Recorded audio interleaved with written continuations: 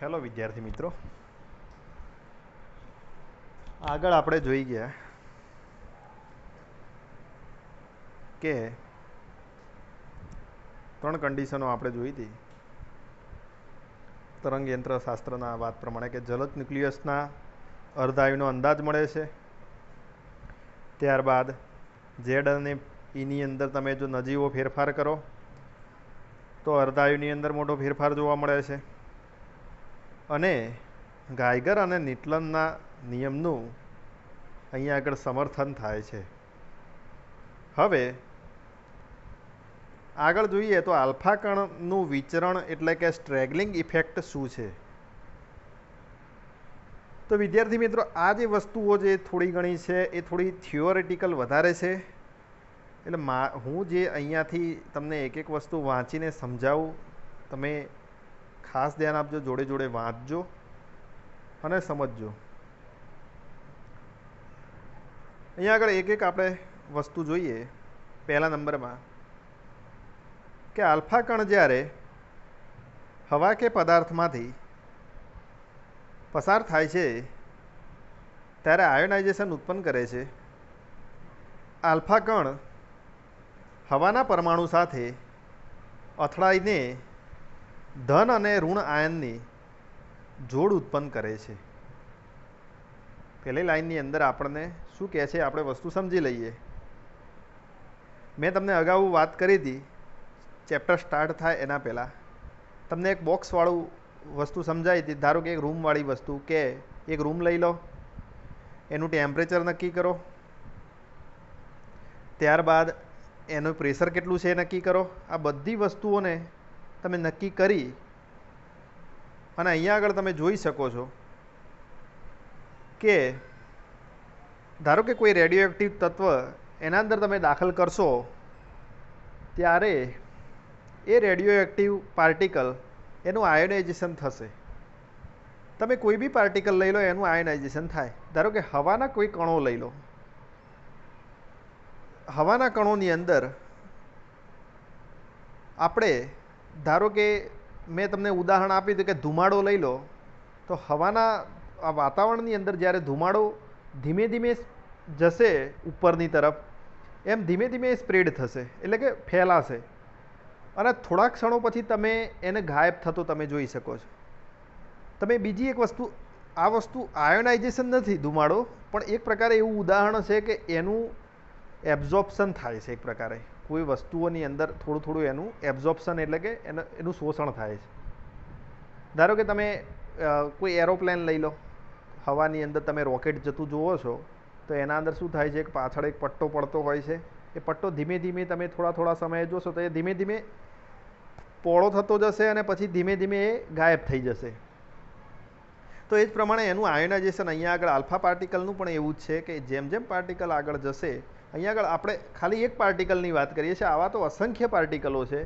આગળ તમે જોઈ ગયા કે બે ગુણાકારમાં 10⁻38 એટલે કે 10⁻38 એટલા પાર્ટિકલ જ્યારે સંઘાત કરે છે એક સાથે, એમાંથી ફક્ત 2 પાર્ટિકલ એક જ સેકન્ડમાં બહાર આવે છે. અને એવા તો ઘણા બધા પાર્ટિકલો જે છે એ તો ખાલી 10⁻38ની વાત કરીએ, એવા તો અબજોમાં પાર્ટિકલ છે જેમાંથી લાખોમાં પાર્ટિકલ બહાર આવતા હોય છે. આવા લાખોમાં આવેલા પાર્ટિકલોનો એક જથ્થો હોય છે જે હવાની અંદર કે કોઈ બી મીડિયમની અંદર એનું એબ્ઝોર્પ્શન થાય છે, એટલે કે એક પ્રકારે આયોનાઇઝ થઈ જાય છે, પ્લસની અંદર કે માઇનસની અંદર, કે એવી કોઈ જોડ ઉત્પન્ન કરશે. બરાબર. બીજા નંબરમાં જોઈએ, જ્યારે આલ્ફા કણ હવા કે પદાર્થના પરમાણુઓ સાથે અથડાય છે ત્યારે થોડીક ઉર્જા ગુમાવે છે અને અવધિ કરતાં વધારે અંતરે આલ્ફા કણ આયોનાઇઝેશન ઉત્પન્ન થતું નથી. એની જે અવધિ છે એના કરતાં વધારે આયોનાઇઝેશન ઉત્પન્ન ના કરી શકે, કારણ કે આપણે જાણીએ છીએ કે બાઇકની અંદર જેટલું પેટ્રોલ હોય એટલી બાઇક ડિસ્ટન્સ કાપી શકે છે. ધારો કે તમે એવું વિચારો કે કોઈ બાઇક 1 લિટર પેટ્રોલમાં 100 કિલોમીટર જેટલું અંતર કાપી શકે છે, તો તમે એવો અંદાજ ના લગાવી શકો કે આપણે 1 લિટર પેટ્રોલ પૂરીએ અને 500 કિલોમીટરનું અંતર કાપી નાખીએ. એવો અંદાજ લગાવી શકાય નહીં. એટલે જેટલી એની અવધિ છે એટલું જ એનું આયોનાઇઝેશન થશે, એનાથી વધારે આયોનાઇઝેશન ઉત્પન્ન કરી શકતું નથી. એટલે જુઓ, ફરી જોઈ લો કે જ્યારે આલ્ફા કણ હવા કે પદાર્થના પરમાણુઓ સાથે અથડાય છે ત્યારે થોડીક ઉર્જા એ ગુમાવી શકે, અને આ ગુમાવવાના લીધે અવધિ કરતાં વધારે અંતરે આયોનાઇઝેશન ઉત્પન્ન કરી શકતું નથી. પછી જુઓ, એક જ ઉદ્ગમમાંથી ઉત્પન્ન થતા બધા જ આલ્ફા કણો, એક જ ઉદ્ગમમાંથી, એટલે ઉદ્ગમ એક જ છે, એમાંથી ઉત્પન્ન થતા જેટલા પણ આલ્ફા કણો છે એ હવાના પરમાણુઓ સાથે એક સરખી ઉર્જાથી અથડાતા નથી. થોડાક આલ્ફા કણો ખૂબ જોરથી અથડાય છે, અને અમુક એવા આલ્ફા કણો હોય કે જેની એનર્જી ઓછી હોય એવી રીતે અથડાતા હોય, કે બધા સરખી રીતે અથડાય એવું શક્ય નથી. હવે જોઈ શકીએ કે જ્યારે થોડોક આલ્ફા કણો ખૂબ જ ધીમેથી અથડાય છે, હવે જે આલ્ફા કણો ખૂબ જ જોરથી અથડાય છે તેઓ પોતાની શક્તિ ઝડપથી ગુમાવે છે અને ખૂબ જ અંતર કાપીને સ્થિર થઈ જાય છે. ધારો કે કોઈ આલ્ફા પાર્ટિકલ હોય એ ઝડપી ગુમાવે છે એની એનર્જી, તો એ થોડું અંતર કાપી અને સ્થિર થઈ જશે. અને જે આલ્ફા પાર્ટિકલ એની એનર્જી વધારે અથડાઈને ગુમાવી શકતા નથી, એ થોડું અંતર એનું થોડું વધારે એનાથી કાપશે, એ રીતનું થશે. ત્યારબાદ તમે જુઓ, જે આલ્ફા કણો ખૂબ જ ધીમેથી અથડાઈને ખૂબ જ લાંબા અંતર સુધી આયોનાઇઝેશન ઉત્પન્ન કરે છે, એટલે કે એ જે ધીમે ધીમે અથડાઈ અને આગળ જતા હોય તો એની એનર્જી ઓછી વ્યર્થ થવાની, તો એના કારણે એનું આયોનાઇઝેશન લાંબા અંતર સુધી ઉત્પન્ન થશે, અને તેથી બધા જ કણો એક જ બિંદુએ સ્થિર થતા નથી.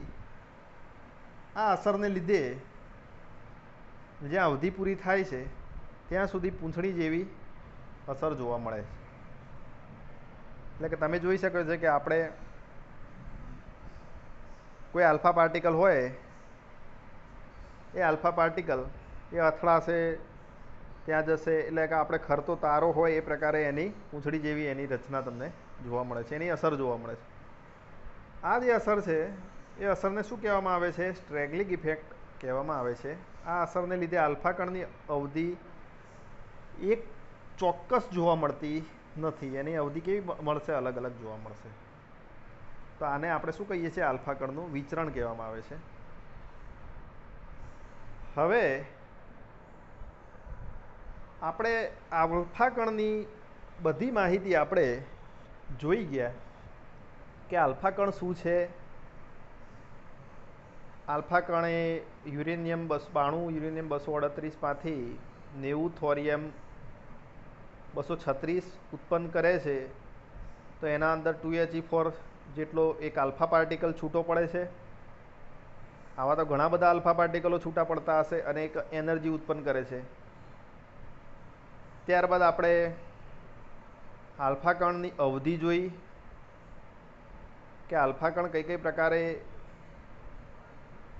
એના ગ્રાફ પ્રમાણે એનો સ્પેક્ટ્રમ જોયો. સ્પેક્ટ્રમની અંદર તમને માહિતી મળી કે અમુક આલ્ફા કણ એનર્જી એની કઈ રીતે ગુમાવે છે, કેટલી કાઇનેટિક એનર્જી હોય છે, એને કેલ્ક્યુલેશન કર્યું. ત્યારબાદ આપણે ક્લાસિકલી અને ક્વોન્ટમ મિકેનિકલી આલ્ફા થિયરીની સમજ્યા કે ક્લાસિકલી આલ્ફા થિયરીને સમજાવવા માટે એ શક્ય નથી, કારણ કે તમે જાણો જ છો કે ક્લાસિકલવાદનો ક્વોન્ટમ મિકેનિક્સની અંદર ઉપયોગ થાય છે ખરો, પણ ક્લાસિકલવાદ જે થિયરીઓ છે એની, એ થિયરીઓ ફક્ત મોટા પાર્ટિકલ માટે ધ્યાનમાં લેવામાં આવે છે. બરાબર છે? હવે એવા જ પાર્ટિકલનો આપણે જો નાના પાર્ટિકલની અંદર વાત કરવામાં આવે તો ક્વોન્ટમ મિકેનિક્સની અંદર આવવું પડે છે. આ ક્વોન્ટમ મિકેનિક્સની અંદર તમે શ્રોડિંજર ઇક્વેશન વડે એને તરંગ વિધેય નક્કી, સાઈ જેવું તરંગ વિધેય નક્કી કરી આપણે અગાઉ આપણે ફોરિયર સિરીઝ પણ ભણ્યા છીએ આખું ચેપ્ટર. તો ફોરિયર સિરીઝમાં શું આવતું કે તમારે કોઈ એક બોક્સ હોય તો બોક્સની અંદર કોઈ તમે વેલ્યુ લઈ લો 0 થી a સુધીની, તો એના અંદર તમને કેટલી વેલ્યુઓ મળે છે એ તમે નક્કી કરી શકો છો. તો આલ્ફા થિયરી તમે આ પ્રમાણે જોઈ હતી બધી એની, અને એના આપણે જોયું કે એ કયા કયા એના નિયમો, એનાથી તમને શું શું મળે છે. અર્ધાયુ મળે છે, ઝેડ અને ઈની અંદર તમે કોઈ ફેરફાર કરો તો તમને કેટલા ફેરફાર જોવા મળે છે. ત્યારબાદ તમને ગાયગર નટલરના નિયમનું પણ સમર્થન થાય છે કે આટલી રેન્જ હોય તો આટલા આલ્ફા પાર્ટિકલ ડીકે થઈ શકે, બરાબર છે. જે એનું સૂત્ર શું હતું, તો log r is equal to a log lambda plus b. એ સૂત્ર પણ ખાસ તમે યાદ રાખજો થિયરી લખતા માટે. ત્યારબાદ આપણે આગળ એક થિયરી આવે છે જે છે બીટા ડીકે થોરિયમ 234 ન્યુક્લિયમ. હવે આપણે તમને એક વસ્તુ કહી દઉં કે આપણે આ જે બધી વસ્તુ છે આલ્ફા પાર્ટિકલ છે, તમને મનમાં એમ થતું હશે કે આલ્ફા પાર્ટિકલ અલગ રીતે આવતો હશે, બીટા પાર્ટિકલ પણ કંઈક અલગ રીતે આવતો હશે, અને ગેમા પાર્ટિકલ આના પછી જે થિયરી આવશે એ પણ અલગ રીતે આવતો હશે. પણ આ જે બધી પ્રોસેસ છે એ એક જ વસ્તુમાં થઈ જાય છે. એક જ વસ્તુ એટલે તમને કહેવા માગું છું કે ધારો કે 92 યુરેનિયમ 238, ધારો કે તમે કોઈ ન્યુક્લિયસ લીધો, મેં તમને આગળ વાત કરી હતી, તો એ 92 યુરેનિયમ 238 ન્યુક્લિયસને બહારથી કોઈ એનર્જી આપી અને એને અસ્થિર કરવામાં આવે છે. અત્યારે એ સ્થિર છે, પણ જ્યારે એને અસ્થિર કરવામાં આવે છે ત્યારે એનું શું થશે, એનો બ્લાસ્ટ થશે. આ બ્લાસ્ટિંગ પ્રોસેસમાં થોરિયમ ન્યુક્લિયસ એક બહાર નીકળે છે અને આલ્ફા પાર્ટિકલ અલગ જાય છે.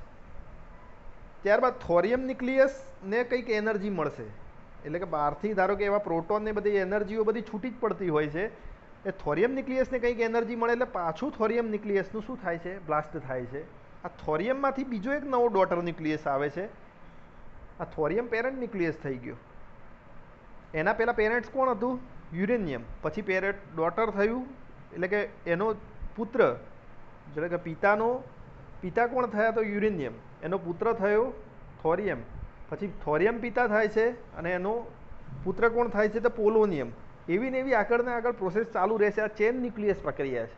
એટલે તમે જાણો જ છો કે કોઈ બી યુરેનિયમ હોય કે કોઈ બી રેડિયો એક્ટિવ તત્વ હોય, તો આવા રેડિયો એક્ટિવ તત્વનો જ્યારે બ્લાસ્ટ થાય છે તો તમે જાણી શકો છો કે યુરેનિયમ આપણે ક્યાં ફેંકવામાં આવ્યો, તો જાપાનની અંદર હિરોશિમા અને નાગાસાકીની અંદર ત્યાં એ લોકોએ ફેંક્યો હતો.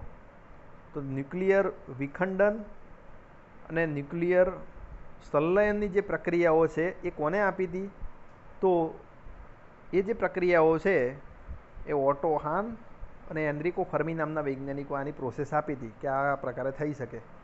આજે જે વિસ્ફોટ થયો એ વિસ્ફોટની અંદર શું છે કે તત્વ એકદમ નાનું હોય છે, અને આ જે નાનું તત્વ છે એ એની ચેન ન્યુક્લિયસ પ્રક્રિયા એટલી બધી સખત હોય છે કે જેનું આયોનાઇઝેશન આગળ ને આગળ થતું જ રહેશે. જે સામાન્ય પાર્ટિકલોની આપણે વાત નથી કરતા, એનું ક્ષેત્ર જ એટલું મોટું થઈ જાય છે. પછી તો એક પેરેન્ટ્સમાંથી ડોટરની અંદર આનું વિસ્તરણ થતું રહે છે. તો અહીંયા આગળ જુઓ, બીટા ડીકે આપણે જોઈએ, પહેલાં આલ્ફા ડીકે જોઈ ગયા, પછી બીટા ડીકે થાય છે. એટલે કે તમે જેમ જેમ થોરિયમ ન્યુક્લિયસ જ્યારે થશે ત્યારે એનું ડીકે થશે, ત્યારે કંઈક નવો ડોટર મળશે, ડોટરનું કંઈક ડીકે થશે એટલે તમને કોઈક બીજો પાર્ટિકલ મળશે. એટલે આવા પાર્ટિકલો સતત ચાલુ હોય છે. હવે તમને બીટા પાર્ટિકલની જો વાત કરવામાં આવે તો બીટા પાર્ટિકલ એ પોતે ઇલેક્ટ્રોન છે. હવે અહીંયા આગળ જોઈએ તો હાલ પેરેન્ટ ન્યુક્લિયસ કોણ છે, તો હાલ પેરેન્ટ ન્યુક્લિયસ છે થોરિયમ. જુઓ, હવે આનો જો બ્લાસ્ટ થાય છે, ડીકે થાય, આપણે આને ડીકે તરીકે ઓળખીએ, આને બ્લાસ્ટ ના કરીએ આપણે. એવું તમારે પેપરની અંદર પણ ના લખવાનું, પણ તમને સમજણ પડે ઇઝી ભાષામાં એટલા માટે તમને કહું છું કે ડીકે એટલે એક પ્રકારે તમારે જે બ્લાસ્ટ થાય છે, જેમ બોમ્બ ફૂટે એવી વાત છે. તો એમાંથી એક શું નીકળે છે? Beta particle. બીટા પાર્ટિકલ એ પોતે ઇલેક્ટ્રોન. તમારે શું સમજવાનું કે બીટા પાર્ટિકલ એ જે છે પોતે ઇલેક્ટ્રોન. અને બીજો એક જુઓ, અહીંયા આગળ શું થાય છે, ડોટર ન્યુક્લિયસ તમારે શું આવે છે, પીએ 91 પીએ 234 એ ડોટર ન્યુક્લિયસ આવે છે. પછી આને કંઈક એનર્જી મળે પાછી, તો આ કંઈક નવો એક ડોટર ન્યુક્લિયસ બહાર પાડશે. અને ત્યાં આગળ એક જુઓ, અહીંયા આગળ ગેમા ફોટોન એટલે ગેમા પાર્ટિકલ બહાર એમિટ કરે છે. અને પછી એક ડોટર ન્યુક્લિયસ મળે છે તમને પાછો વધારાનો. તો એની એ પણ આગળ એક પ્રોસેસ ચાલુ રહેશે. એના પછી તમને એલિમેન્ટરી પાર્ટિકલ, તમારે એક આના પછી થિયરી આવે છે એ એલિમેન્ટરી પાર્ટિકલની અંદર તમે જોઈ શકો છો કે આના પછી પણ નાના નાના નાના પાર્ટિકલ આવે છે. ત્યારબાદ તમે અત્યારે લેટેસ્ટ જે પાર્ટિકલ છે, જે તમે નામ સાંભળ્યું જ હશે કે હિગ્સ બોઝોન નામનું જે પાર્ટિકલ છે એનું તમે નામ સાંભળેલું છે. તો હિગ્સ બોઝોન જે પાર્ટિકલ છે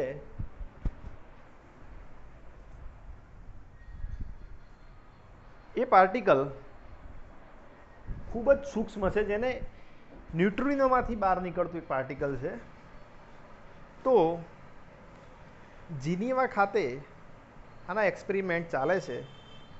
અને આ પાર્ટિકલની શોધ કોણે કરી હતી? તો આપણા ભારતીય વૈજ્ઞાનિક જે સત્યેન્દ્રનાથ બોઝ છે એમને આની શોધ કરી હતી. એના પછી હિગ્સ નામના વૈજ્ઞાનિક આવ્યા હાલમાં, તો એમને આ શોધી બતાવ્યું કે આ પાર્ટિકલ વડે તમે શું જાણી શકો છો?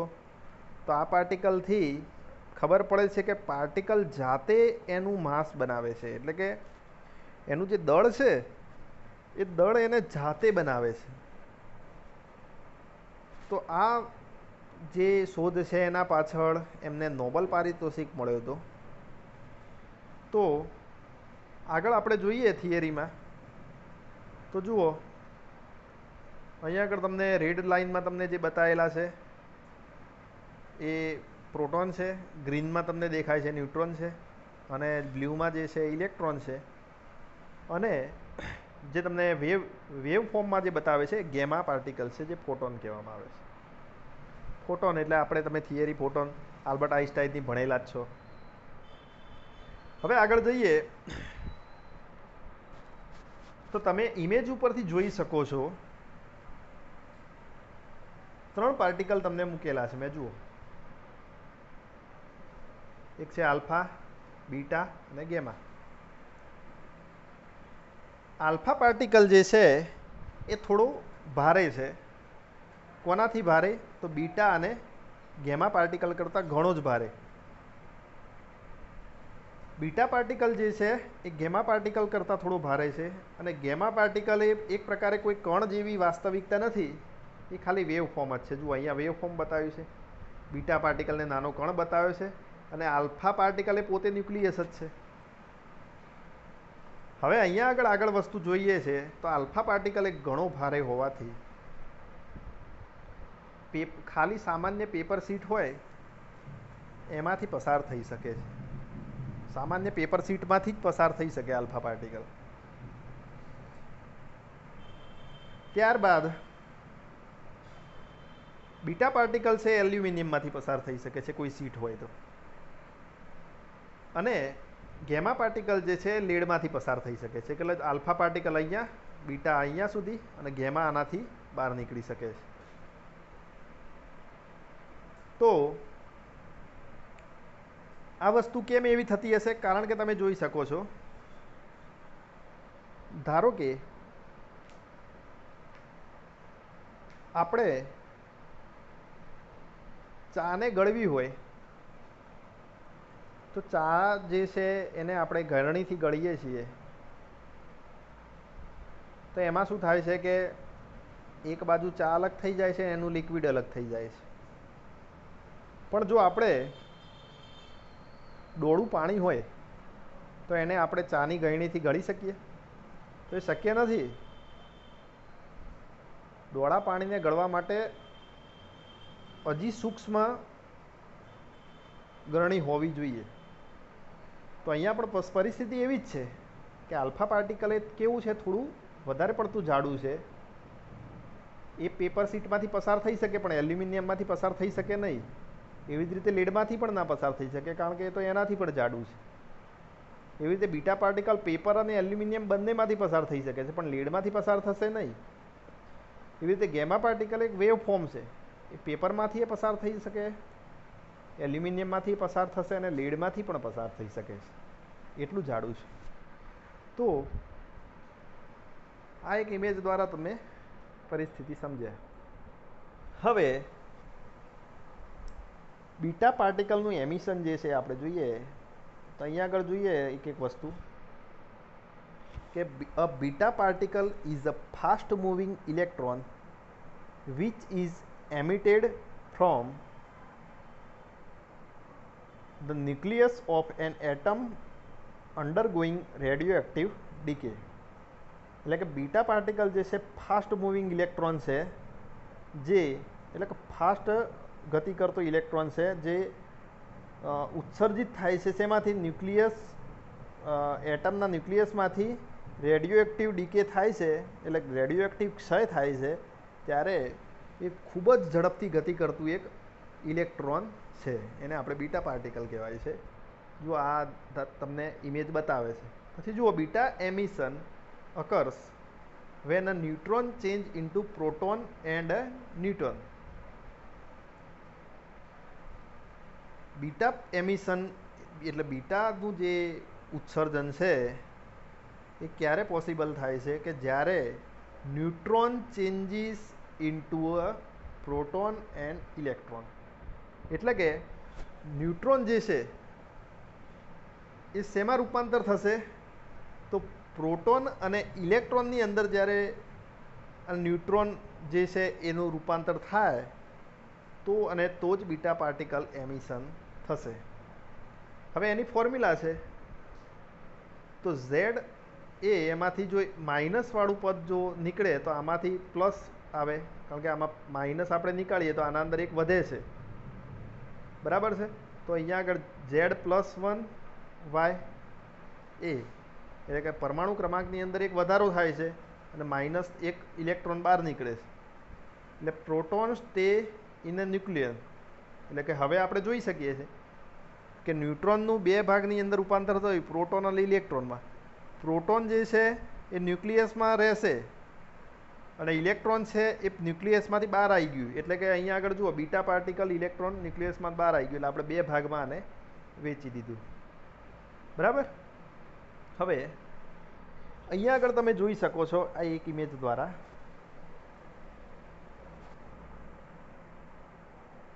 કે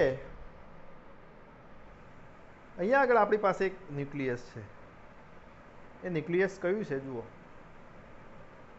15Pa32 એટલે કે પરમાણુ ક્રમાંક 15 અને પરમાણુ દળાંક છે એનો 32. અહીંયા આગળ જુઓ, એક તમને લાઇટનરથી થોડું બતાવું કે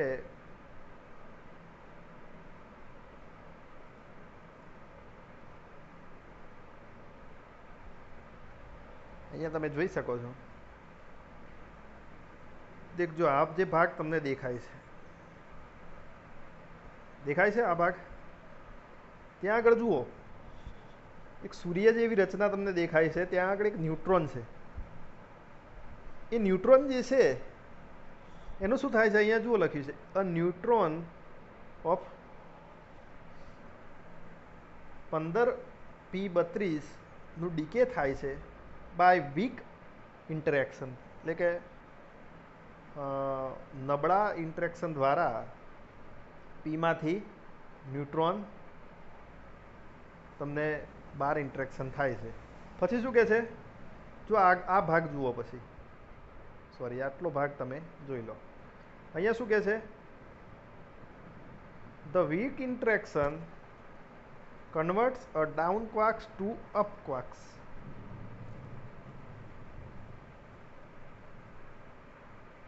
changing the neutron to proton. એટલે કે અહીંયા આગળ તમે જોઈ શકો છો કે ડાઉન ક્વાર્ક્સથી અપ ક્વાર્ક્સની અંદર એનું રૂપાંતર થાય છે. બરાબર છે? Up up, down down and down up થઈ જાય છે. તો અહીંયા છેલ્લી લાઈન દ્વારા જે ડાઉન અપ થાય છે એ ડાઉન અપ જે અહીંયાથી આ જે થયું, આ જે વસ્તુ તમારે જોવા મળે છે, તમને થોડી અલગ કલરથી તમને બતાવું. જુઓ, અહીંયા જે તમને જોવા મળે છે, આ જુઓ, ત્યાં અપ ડાઉનથી અપ જાય છે, તો એના અંદર વીક ઇન્ટરેક્શનથી તમને શું જોવા મળે છે? તમને અહીંયા આગળ ઇલેક્ટ્રોન કંઈક વેગ સાથે તમને જોવા મળે છે. પછી આગળ એની પ્રોસેસમાં શું થાય છે કે એનું ડોટર ન્યુક્લિયસ શું મળે છે? તો 16s32 મળે છે. એટલે 15માંથી આપણે એક એડ કરવાનો, કારણ કે ઇલેક્ટ્રોન બહાર નીકળ્યો ને, તો એક એડ કરવાનો, પ્રોટોન એડ થયો. એક ન્યુટ્રોન નીકળી ગયો, એ ન્યુટ્રોનમાંથી શું બન્યું? એક પ્રોટોન અને એક ઇલેક્ટ્રોન. એમાં પ્રોટોન પાછો ન્યુક્લિયસમાં એડ થઈ ગયો, એટલે એડ થયો એટલે 15માંથી 16 થઈ ગયા પરમાણુ ક્રમાંક. એટલે પરમાણુની અંદરથી એક ઇલેક્ટ્રોન બહાર નીકળે છે, એટલે અહીંયા આગળ એક પ્લસની અંદર વધારો થાય છે. બરાબર છે? કારણ કે ન્યુક્લિયસના કેન્દ્રમાં શું હોય? પ્રોટોન અને ન્યુટ્રોન. બરાબર? હવે એનું પરમાણુ દળ તો એનું એ જ રહે છે. હવે આપણે જોઈએ કે અહીંયા આગળ જુઓ, the decay process moves the phosphorus nucleus up one step in periodic table to the sulfur. હવે જુઓ, ફોસ્ફરસમાંથી 15 ફોસ્ફરસ 32માંથી શેમાં થયું? સલ્ફરમાં રૂપાંતર થઈ ગયું, જો એક ઇલેક્ટ્રોન આમાંથી રિલીઝ થાય તો. બરાબર? આ વસ્તુ તમે સમજ્યા હશો. આનો જે અર્ધ આવ્યું છે તમે જોઈ શકો છો, ઉપરની સાઈડમાં તમે જુઓ, T1/2 એટલે કે એનો અર્ધ આયુષ્ય કેટલો છે? તો 14 દિવસનો છે, અને એની એનર્જી છે 1.71 મિલિયન ઇલેક્ટ્રોન વોલ્ટ થાય છે. તો આગળ આપણે આની આ થિયરી આગળ આપણે બીટા થિયરી આપણે જોઈશું. અત્યાર સુધી આપણે એની બેઝિક વસ્તુઓ સમજ્યા. બેઝિકમાં આગળ જોયું આલ્ફા પાર્ટિકલ શું છે, એના પછી અહીંયા આગળ તમારે બીટા પાર્ટિકલ શું છે એની માહિતી આપણે સમજ્યા છીએ. તો વિદ્યાર્થી મિત્રો, વિડીયો જોવા માટે તમારો આભાર, અને આવાના આવા વિડીયો તમે આગળ જોતા રહો, અને કોલેજની અંદર જે કોઈ પણ માહિતી તમને મળે એ તમે જોતા રહેજો, અને અમારો સાથ તમે આપતા રહેજો. કારણ કે તમને કોઈ પણ ક્વેરી હોય આ બાબતે, કોઈ ટીવાયની અંદર આપણે સંપર્ક કરવો હોય તો મારો સંપર્ક કરજો, તો આપણે એની માહિતી તમને હું આપી શકું મારાથી શક્ય બને એટલી. કારણ કે હાલની પરિસ્થિતિ જોતાં આપણે આ પ્રકારે ચાલવું પડશે. તો આભાર.